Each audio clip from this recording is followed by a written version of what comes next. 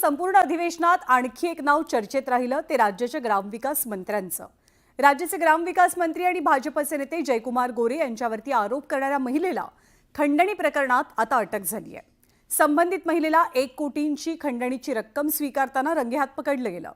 या महिलेसोबतच शिवसेनेचे साताऱ्याचे उपजिल्हा प्रमुख अनिल सुभेदार यांनाही पोलिसांनी अटक केली आहे। सातारा पोलिसांनी ही कारवाई केली। गोरेंवर आरोप करणाऱ्या महिलेला अटक। खंडणीच्या आरोपात महिला अटकेत। 1 कोटींची रोकड घेताना अटकेची कारवाई।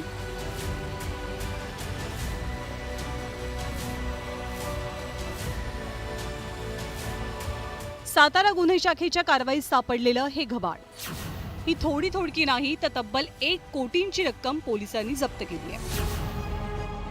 मंत्री जयकुमार गोरेंवरती छळ आणि विनयभंगाचा आरोप करणाऱ्या महिलेला 1 कोटी रुपयांची खंडणी घेताना पोलिसांनी रंगेहात अटक केली। पोलिसांकडून मिळालेल्या माहितीनुसार जयकुमार गोरेंविरोधातलं प्रकरण मिटवण्यासाठी या महिलेनं 3 कोटींची खंडणी मागितल्याचा आरोप आहे। 2017 साली काँग्रेसमध्ये असताना जयकुमार गोरेंनी या महिलेला आक्षेपार्ह फोटो पाठवल्याचा आरोप होता।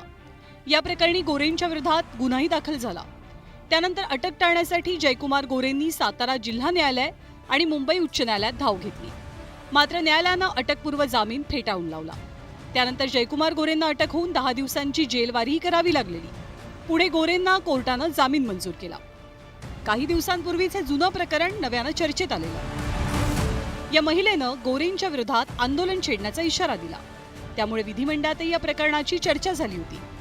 जयकुमार गोरेंनी विधिमंडळात आक्रमक पवित्रा घेत खासदार संजय राऊत आणि रोहित पवार या दोघांच्याही विरोधात हक्कभंगाचा प्रस्ताव मांडला।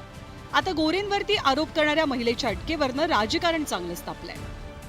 3 कोटी हा आकडा खूप मोठा आहे आणि 1 कोटी आकडा सुद्धा तिथं मोठा आहे।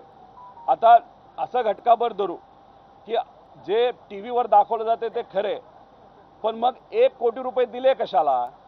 मग त्या महिलेकडे काय होतं असं की त्यासाठी तुम्हाला पैसा द्यावा लागला? ते सुद्धा 1 कोटी रुपये आले कुठून, असाही प्रश्न त्या ठिकाणी होतो। हे 3 कोटी मागण्यासारखं प्रकरण काय आहे नेमका? 3 लाख आमचं समजू शकतो, पण 3 कोटीचं प्रकरण आहे। नेमकं प्रकरण काय? कशामुळे 3 कोटी मागितली आणि कशामुळे यांनी 1 कोटी देण्याचं हे केलं आणि कशामुळे ती ब्लॅकमेल करत होती? तो कुछ तो दाल में काला होगा या दाल ही काली होंगी।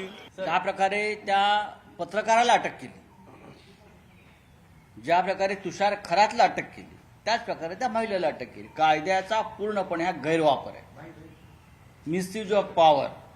पोलीस महाराष्ट्र हे देवेंद्र फडणवीस यांच्या नेतृत्वाखाली पोलीस स्टेट बनलेलं आहे। पोलीस काही करतात आणि पोलिसांना कोणते आदेश दिले जातात। तर जयकुमार गोरेंच्या बदनामीचा हा प्रयत्न होता असा आरोप सत्ताधाऱ्यांनी केलाय।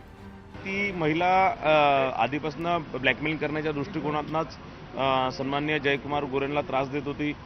त्या प्रकारचं काही नसताना तिने एक फार मोठं चित्र निर्माण करण्याचा प्रयत्न केला आणि आज त्या महिलेचं पितळ उघडा पडलेलं आहे।